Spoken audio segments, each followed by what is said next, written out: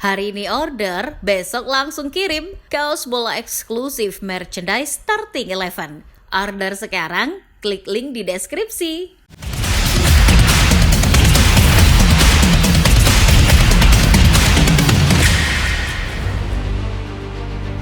Kembalinya Ilkay Gundogan ke Etihad Stadium memberikan sebuah harapan besar bagi Manchester City untuk bisa memenangkan gelar Premier League keempatnya dalam 4 musim berturut-turut. Gundogan kembali ke skuad Pep Guardiola setelah ditendang dari Barcelona yang sedang terlilit masalah keuangan. Namun, fans Manchester City jangan senang dulu, sebab Premier League punya daftar panjang soal buruknya pemain yang balikan ke klub lamanya. Banyak pemain yang kembali ke klub lamanya tidak bisa memberikan performa yang maksimal seperti sedia kala. Lantas, siapa saja pemain yang dimaksud?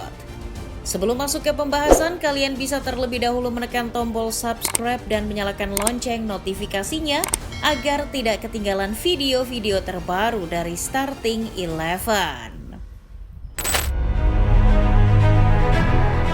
Setelah tampil apik bersama Inter dan AS Monaco, Tottenham Hotspur yang kala itu sedang mencari penerus duet Gary Lineker dan Paul Gascoigne mendatangkan Jurgen Klinsmann dari AS Monaco pada musim panas 1994-95. Klinsmann didatangkan sebagai duet untuk Teddy Sheringham. Betul saja, pada musim tersebut lini depan Spurs sangat klinis. Meskipun Spurs finish di posisi ke-7, duet Klinsmann dan Sheringham berhasil mencetak 38 gol dalam 42 laga di Premier League 1994-95. Klinsmann sendiri berhasil mencetak 20 gol dan 11 assist. Tak hanya itu, di ajang FA Cup dan Piala Liga, Klinsmann masih mencetak 9 gol dan 3 assist dari total 9 pertandingan. Mengerikan bukan? Performa brilian Klinsmann tersebut membuat namanya masuk ke PFA Team of the Year dan menjadi pemain terbaik versi Asosiasi Penulis Sepak Bola. Performa apiknya tersebut langsung membuat Bayern Munchen kepincut dan membawanya pulang ke Jerman pada musim panas 1995. Pada Januari 1998, Klinsmann kembali lagi ke White Hart Lane setelah habis kontrak dengan Sampdoria. Sayang di kesempatan keduanya, Klinsmann yang hanya bermain 15 kali di Liga tak mampu menggendong Spurs sehingga mereka hanya terpaut 4 poin dari zona degradasi di akhir musim 1997-98. Setelah setengah musim itu, Klinsmann tak lagi bermain untuk Spurs. Teddy Sheringham didatangkan ke White Hart Lane pada musim panas ketika Spurs ditinggal Gary Lineker dan Paul Gascoigne, yaitu pada musim panas 1992. Ia didatangkan dari Nottingham Forest. Di musim pertamanya ia langsung mencetak 22 gol dan mendapatkan gelar top scorer Premier League. Episode pertamanya bersama Spurs berbuah 91 gol di seluruh kompetisi dalam jangka waktu 5 musim. Setelahnya, Sheringham bergabung ke Manchester United dan berjasa besar dalam torehan treble musim 1998-99. Setelah puas bermain di Old Trafford, Sheringham kembali ke Spurs pada musim panas 2001. Ia bermain sekitar 2 musim saja di sana. Performanya di 2 musim tersebut tak begitu cemerlang. Ia hanya mampu mencetak 10 dan 12 gol di Premier League, sehingga Spurs selalu finish di papan tengah. Warga lokal sekaligus anak asli Akademi Liverpool, Robbie Fowler adalah sensasi yang The Reds miliki di dekade 90-an. Bersama Fowler, The Reds berhasil mengunci 2 Piala Liga, 1 FA Cup, 1 UEFA Cup, dan 1 UEFA Super Cup. Sejak debut pada musim 1993-94, pemain yang mendapat julukan Dewa oleh fans Liverpool tersebut berhasil mencetak total 171 di edisi pertamanya bermain untuk The Reds. Pada Desember 2001, Leeds United meminangnya dan kemudian ia sempat membela Manchester City. Pada Januari 2006, Rafael Benitez memutuskan untuk meminjamnya dari Manchester City selama 1,5 musim. Transfer hasil rengekan para fans untuk mengembalikan Fowler ke rumah asalnya tersebut tak berbuah manis. Fowler hanya mencetak 12 gol dari total 39 laga. Ia pun tak mampu membantu The Reds untuk memenangi Champions League 2006-2007. Episode pertama Thierry Henry bersama Arsenal adalah sesuatu yang fenomenal. 2 gelar PFA Player of the Year dan 4 gelar pencetak gol terbanyak Premier League adalah bukti paling sederhana dari performa brilian Henry di Arsenal. 226 gol berhasil ia ciptakan sejak Agustus 1999 hingga Juni 2007. Untuk Arsenal, Henry berhasil memberi 2 Premier League, 3 FA Cup dan 2 Community Shield. Meski hampir meraih sebuah gelar Champions League 2005-2006, nampaknya gelar Invincible yang Henry raih jauh lebih spesial. Terlebih pada musim itu, Henry mencetak 30 gol di Premier League. Pada musim panas 2007, Henry pergi ke Barcelona. Kelak ia kembali lagi ke Emirates pada Januari 2012 dengan status pinjaman dari New York Red Bull. Namun, di masa keduanya tersebut ia hanya mampu bermain 7 kali dan hanya mencetak 2 gol saja. Didier Drogba datang ke Chelsea dengan status pemain antah berantah.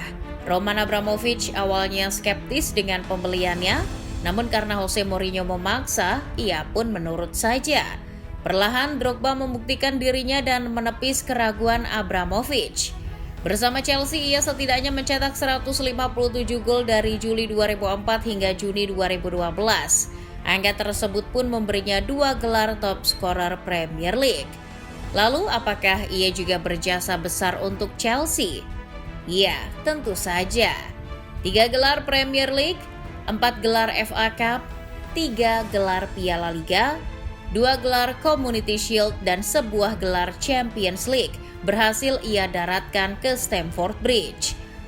Drogba pun berhasil mengukir namanya sebagai salah satu tokoh penting dalam sejarah The Blues. Setelah berhasil memenangi final Champions League fenomenal di Allianz Arena, Drogba pindah ke Shanghai Shenhua dan kelak ke Galatasaray. Setelah kontraknya habis bersama Galatasaray, ia kembali lagi semusim untuk membela Chelsea pada musim 2014-2015. Meski di akhir musim mendapatkan sebuah trofi Premier League lagi, 28 kali aksi Drogba di Liga hanya berbuah 4 gol saja. Pun di 3 kompetisi lainnya, Champions League, FA Cup, dan Piala Liga, Drogba hanya mampu mencetak 3 gol dari total 12 laga. Sir Alex Ferguson jelas terpesona kala ada bocah berusia 16 tahun bisa tembus ke skuad David Moyes di Everton. Gilanya lagi, dari total 36 laga yang bocah tersebut lakoni pada musim 2002-2003, ia sudah mampu mencetak 8 gol. Di musim keduanya, 9 gol ia berhasil ciptakan untuk Everton. Bocah tersebut bernama Wayne Rooney. Yaps, betul, Rooney adalah sensasi tersendiri ketika namanya masuk ke skema David Moyes di musim pertamanya promosi ke skuad utama.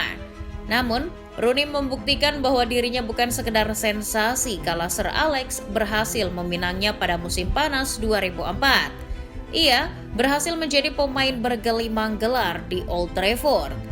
Setelah lebih dari sedekade bermain untuk Setan Merah, pada musim panas 2017 ia kembali membela Everton. Sayangnya, ia tak bisa mereplikasi kegemilangannya di kala muda di Manchester United. Dari total 36 laga, ia hanya mampu mencetak 11 gol saja.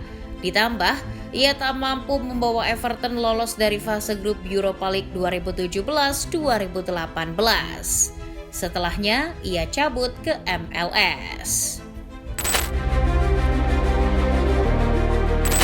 Episode pertama Cristiano Ronaldo di Old Trafford adalah sebuah mahakarya yang tak akan pernah ia replikasi lagi kala dirinya kembali. Bagaimana tidak, pemuda kesayangan Sir Alex Ferguson tersebut berhasil mengobrak-abrik sepak bola Inggris sejak didatangkan pada musim panas 2003. Hingga akhir musim 2008-2009, CR7 berhasil mencetak 118 gol dan 59 assist untuk Setan Merah.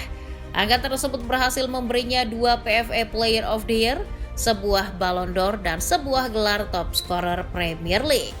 Sementara untuk Sir Alex Ferguson, Ronaldo berhasil memberi 3 trofi Premier League, 2 trofi Piala Liga, dan 4 trofi lain yang terdiri dari sebuah trofi FA Cup, Champions League, Piala Dunia antar klub, dan Community Shield. Pada Agustus 2021, setelah dikabarkan didekati oleh Manchester City, Setan Merah terprovokasi dan akhirnya dengan latah membawa CR7 kembali ke Old Trafford. Sayang, keputusan tersebut di kemudian hari malah membuat skuad Setan Merah tak kondusif. Meski mampu mencetak total 27 gol dalam 1,5 musim, CR7 yang toksik akhirnya didepak pada November 2022.